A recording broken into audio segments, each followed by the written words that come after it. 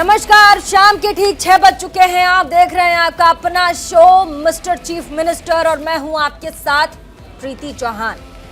आज हम इस शो में हम बताने वाले हैं आपको कि आपके प्रदेश और आपके राज्य के मुख्यमंत्री क्या कुछ लेकर आए हैं आपके लिए। आपके प्रदेश के मुख्यमंत्री से जुड़ा हर एक मामला और खबर हम आप तक पहुंचाएंगे, जिसमें आपको पता लगेगा कि आपके राज्य के मुख्यमंत्री आज आपके लिए क्या कुछ सौगात लाए हैं, दिन भर उन्होंने किन किन कार्यक्रमों में हिस्सा लिया और साथ ही आपके प्रदेश को क्या सौगातें उन्होंने भेंट की हैं। तो आज सबसे पहले मिस्टर चीफ मिनिस्टर में हम बात प्रधानमंत्री नरेंद्र मोदी की करेंगे।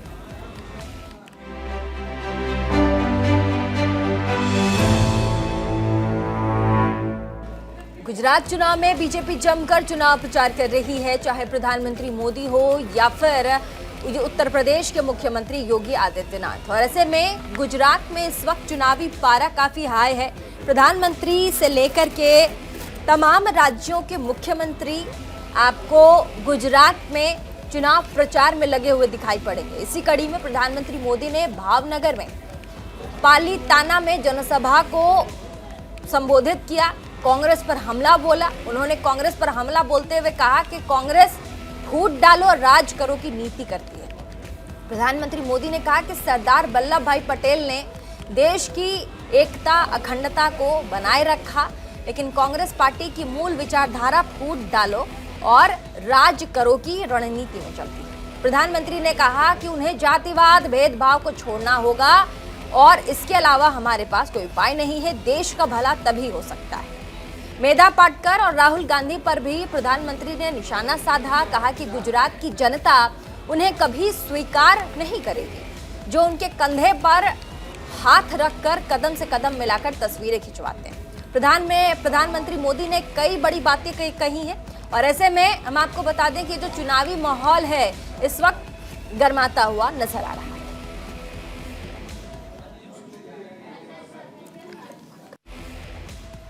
આપણું ગુજરાત વિકસિત ગુજરાત બને,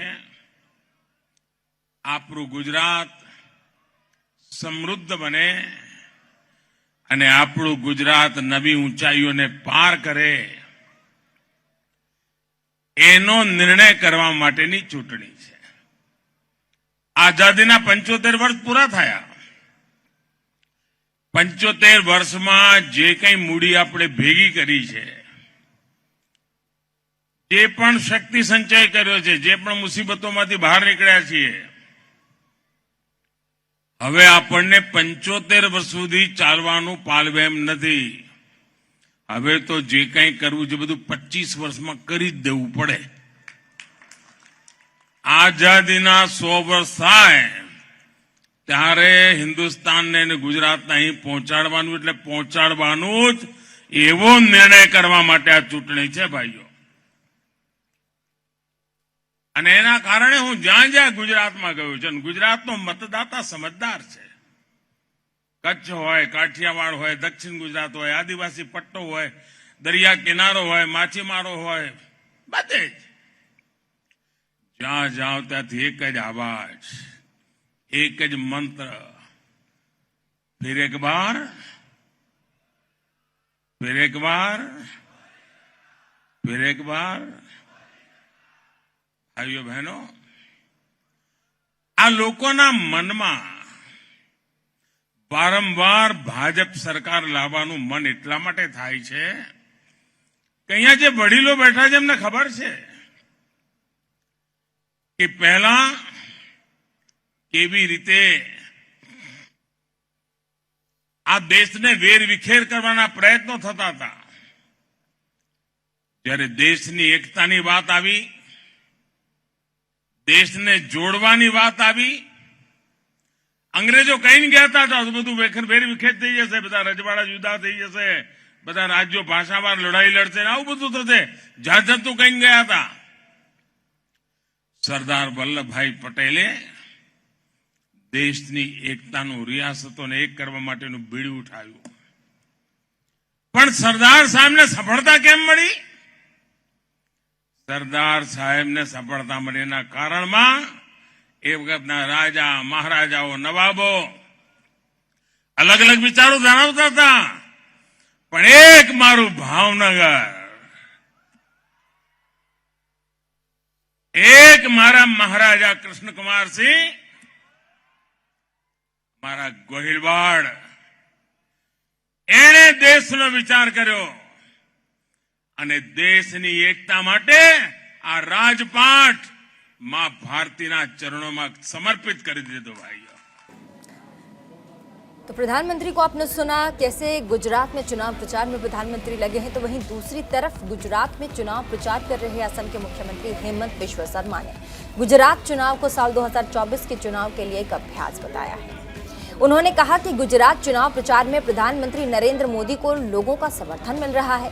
गुजरात चुनाव देश को दिशा दे रहा है, जिससे चुनाव के बाद नरेंद्र मोदी को तीसरी बार प्रधानमंत्री बनाने का एक जो माहौल है, जो संकल्प है, वो नजर आता है। मुख्यमंत्री हेमंत बिश्व शर्मा ने कहा कि आगे बीजेपी साल 2024 के लोकसभा चुनाव में 400 सीटें जीतने वाली है।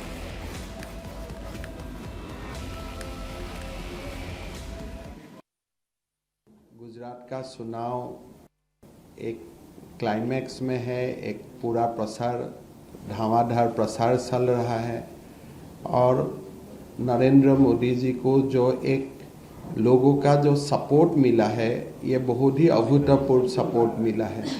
जैसे हम लोग ट्वीट में, फेसबुक में, मीडिया में देख रहा हूँ और मैं भी गुजरात में आगे 3-4 दिन आने का मेरा भी मौका मिला है।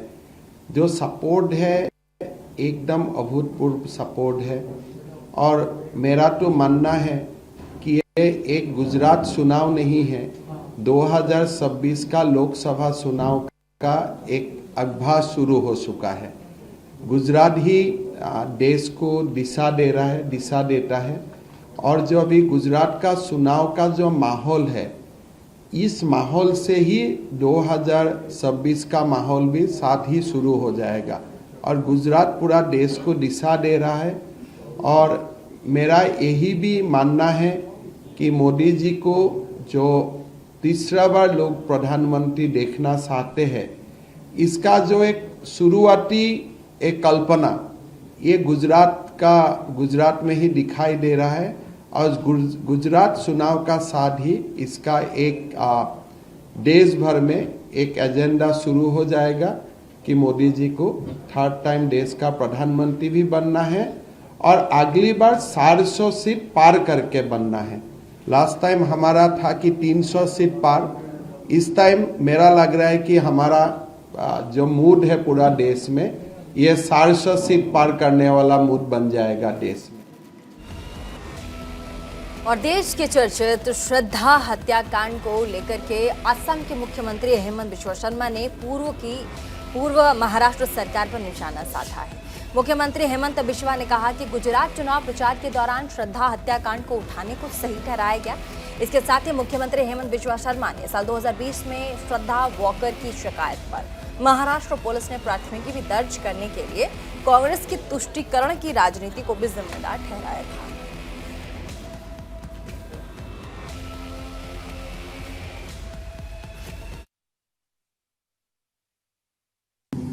अभी जो धीरे धीरे बातें एक लाइट में आ रहा है, आप देखिए कि श्रद्धा ने पहला उसका जो एफआईआर था आफ्ताब का खिलाफ, वो एफआईआर महाराष्ट्र में लॉस किया था। उस समय महाराष्ट्र में किसका सरकार था? ये शिवसेना कांग्रेस वाला सरकार था। पुलिस ने डरा के धमका के श्रद्धा का एफआईआर रजिस्टर होने नहीं दिया। अगर कोई भी प्रदेश में, कोई भी देश में कोई आके ऐसा एफआईआर डालते हैं कि मुझको मारने का धमकी दिया है, it become a criminal case. जब एक क्रिमिनल केस फाइल होता है, that become property of the state. Even victim को भी उसको विड्रॉ करने का परमिशन नहीं होता है। हमारा जो पहले से ही मानना है कि कांग्रेस का तुष्टीकरण का जो राजनीति है, ये तुष्टीकरण का राजनीति कारण ही एक वर्ग को भारत में स्वाधीनता मिल चुका है एक प्रकार कि आप जो भी करो कानून आपको कभी स्पर्श नहीं करेगा। ये कांग्रेस का कल्चर था ये कांग्रेस का तुष्टीकरण का संस्कृति था, उसका कारण ही आज देश को आफ्ताब श्रद्धा जैसा बातें देखने लगा है। देश को कांग्रेस ने एक इकोसिस्टम दिया जहां में लाभ जिहाद जैसा बात एकदम इजी हो चुका था, और ये आफ्ताब जैसा लोग वही भ्रम में था कि भाई अभी भी कांग्रेस का सरकार ही है, कांग्रेस का इकोसिस्टम ही है और हम लोग इसको आगे ले जा सकता हूं। तो इसीलिए हम ये मानता हूं कि देश को एक बहुत बड़ा लाभ जिहाद का खिलाफ कानून का जरूरत है, और ये कानून भारतीय जनता पार्टी का सरकार नरेंद्र मोदी जी का नेतृत्व में ही देश में हो सकता है, ये हम लोग मानता हूं। और उत्तर प्रदेश के मैनपुरी उपचुनाव में भारतीय जनता पार्टी अपनी पूरी ताकत झोंक रही है। इसी कड़ी में समाजवादी पार्टी को उसके ही गढ़ करहल में घेरने के लिए मुख्यमंत्री योगी आदित्यनाथ ने चुनावी सभा को संबोधित किया। उन्होंने मैनपुरी की पावन धरा को नमन किया और साथ ही अपने भाषण की शुरुआत की। समाजवादी पार्टी संरक्षक मुलायम सिंह यादव को श्रद्धांजलि भी अर्पित की। इसके बाद मुख्यमंत्री योगी ने समाजवादी पार्टी और सैफी परिवार पर जमकर निशाना साधा। सीएम योगी ने कहा कि मुलायम सिंह यादव ने साल 2019 में ही बीजेपी को जीत का आशीर्वाद दे दिया था। नेताजी ने कहा कि जीतेगी तो बीजेपी। उनके आशीर्वाद से बीजेपी ने आजमगढ़ और रामपुर का उपचुनाव जीता। समाजवादी पार्टी के दुर्ग कहे जाने वाले आजमगढ़ और रामगढ़ को ध्वस्त कर दिया। उन्होंने कहा यहाँ के लोगों को नया इतिहास बनाने का मौका मिल रहा है। मैनपुरी लोकसभा को बीजेपी की झोली में डालिए। विकास के मामले में कोई भेदभाव नहीं होगा। मुख्यमंत्री योगी ने अखिलेश यादव के चाचा शिवपाल यादव पर भी निशाना साधा और कहा कि चाचा शिवपाल यादव की हालत पेंडुलम जैसी हो गई है। पहले बैठने के लिए हाथ मिलाते थे और समाजवादियों का चरित्र परिवारवादी है। मैनपुरी किसी परिवार की विरासत नहीं बन सकती। इसीलिए मुख्यमंत्री योगी ने मैनपुरी में उपचुनाव में बीजेपी प्रत्याशी रघुराज सिंह शाक्य को जनता से ताने की अपील की। सुरक्षा का एक बेहतर माहौल प्रदेश में हुआ है। जो पेशेवर खनन माफिया, भू माफिया कभी इटावा और मैनपुरी में हावी होकर के गरीबों की संपत्तियों पर, व्यापारियों की संपत्तियों पर कब्जा करते थे, आज उन भू माफियाओं को भी मालूम है अब ये संपत्ति कब्जा करेंगे तो जो अभी कब्जा कर रहे हैं तो जाएगा ही जाएगा, बाप दादों की कमाई भी चली जाएगी। और इसलिए अब उनको एक चेतावनी भी है, वार्निंग भी है। अब ये नया उत्तर प्रदेश है। ये नया उत्तर प्रदेश कानून पर विश्वास करता है। हर गरीब, हर किसान, हर नौजवान, हर बहन बेटी की सुरक्षा और उनके सम्मान और स्वावलंबन की ओर उन्हें अग्रसर करने के लिए प्रतिबद्ध तरीके से कार्य करता है। अराजकता न बर्दाश्त करता है और न अराजक तत्वों को ही बर्दाश्त करता है। आज दंगा मुक्त प्रदेश इस बात की गवाही देता है। आज प्रदेश में कानून व्यवस्था की बेहतर स्थिति इस बात को प्रमाणित करता है। भाइयों बहनों, मैंने श्री रघुराज सिंह शाक्य जी के कार्य को बहुत नजदीक से देखा है। संसद में हम लोग साथी सांसद भी थे और तब भी अपनी शालीनता, अपनी एकाग्रता, अपना धैर्य कभी भी उन्होंने नहीं खोया। पूरी ईमानदारी के साथ अपने क्षेत्र के विकास के लिए, अपने नागरिकों के हितों के लिए वे कार्य करते रहे। आपने देखा होगा लगातार वे आपके बीच में हैं और आज बीजेपी परिवार में वे शामिल हुए। बीजेपी में शामिल होने के बाद कहीं कोई पद की मांग उन्होंने नहीं की, केवल एक सामान्य कार्यकर्ता के रूप में कार्य करते रहे और सामान्य कार्यकर्ता के रूप में कार्य करते करते भारतीय जनता पार्टी नेतृत्व ने गोरखपुर में सिख धर्म गुरु तेग बहादुर के बलिदान दिवस पर मुख्यमंत्री योगी आदित्यनाथ ने उनको नमन किया। गोरखपुर के जटाशंकर गुरुद्वारे में मुख्यमंत्री योगी ने महान सिख संत गुरु तेग बहादुर के बलिदान दिवस पर उन्हें कोटि कोटि नमन करते हुए उन्हें श्रद्धांजलि अर्पित की। गुरु तेग बहादुर को अधर्म और अत्याचार के विरुद्ध संघर्ष का प्रतीक बताया गया। मुख्यमंत्री ने कहा कि श्रद्धेय श्री गुरु तेग बहादुर जी महाराज धर्म, संस्कृति, मानवता की रक्षा को समर्पित उनका समर्पण जीवन मानव समाज के लिए प्रेरणादायक है।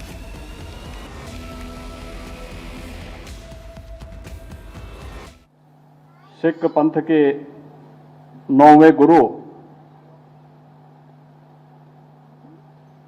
जिनके त्याग और बलिदान से भारत के रूप में आज विकास की एक नई ऊंचाइयों को छू रहा है, आज उनका 347वां पावन शहीदी दिवस है। आज ही के दिन 347 वर्ष पहले भारत को क्रूर हाथों से मुक्त कराने के लिए उन्होंने अपने आप को बलिदान किया था। हम सब जानते हैं सिख गुरुओं का एक गौरवशाली इतिहास है। गुरु नानक देव जी से लेकर के गुरु गोविंद सिंह जी महाराज तक भक्ति और सत्य का एक अद्भुत समन्वय, जो प्रत्येक भारतीय के मन में न केवल धर्म और संस्कृति के संरक्षण के प्रति, बल्कि प्रत्येक भारतीय को अपनी मातृभूमि के प्रति भी उतना ही आग्रही बनाता है। गुरु तेग बहादुर जी महाराज ने उस कालखंड में जब देश औरंगजेब के बर्बर अत्याचार से करा रहा था, जबरन धर्मांतरण हो रहे थे, जबरन सनातन धर्म को नष्ट करने के लिए उसके क्रूर अत्याचार चरम पर थे, केवल कश्मीर ही नहीं पूरा हिंदुस्तान कांप रहा था। तब औरंगजेब की उस क्रूरता और बर्बरता के खिलाफ किसी ने मजबूती के साथ आवाज उठाई थी, तो समय की आवाज थी गुरु तेग बहादुर जी की। गुरु तेग बहादुर जी का यह बलिदान, जिन्होंने कश्मीरी पंडितों की रक्षा के लिए उस कालखंड में उठाई थी, आप अद्भुत समन्वय देख सकते हैं कि गुरु तेग बहादुर जी को भी बलिदान देने के लिए प्रेरित करने वाले कोई और नहीं, उनका स्वयं का पुत्र और 10वें गुरु गुरु गोविंद सिंह जी महाराज थे। तो मिस्टर चीफ मिनिस्टर में आपने देखा कि आज कैसे तमाम मुख्यमंत्रियां क्या कुछ आपके प्रदेश में लेकर के आए हैं। तमाम ज़्यादा से ज़्यादा मुख्यमंत्री इस वक्त गुजरात में शिरकत किए हुए हैं, क्योंकि वहां पर चुनाव है और ऐसे में चुनाव प्रचार में प्रधानमंत्री के साथ साथ सूबे के कई मुख्यमंत्रियों को ड्यूटी पे लगाया गया है। तो ऐसे में आज के लिए मिस्टर चीफ मिनिस्टर में फिलहाल के लिए बस इतना ही। इसी के साथ देश और दुनिया की तमाम बड़ी अपडेट्स के लिए देखना न्यूज़ इंडिया।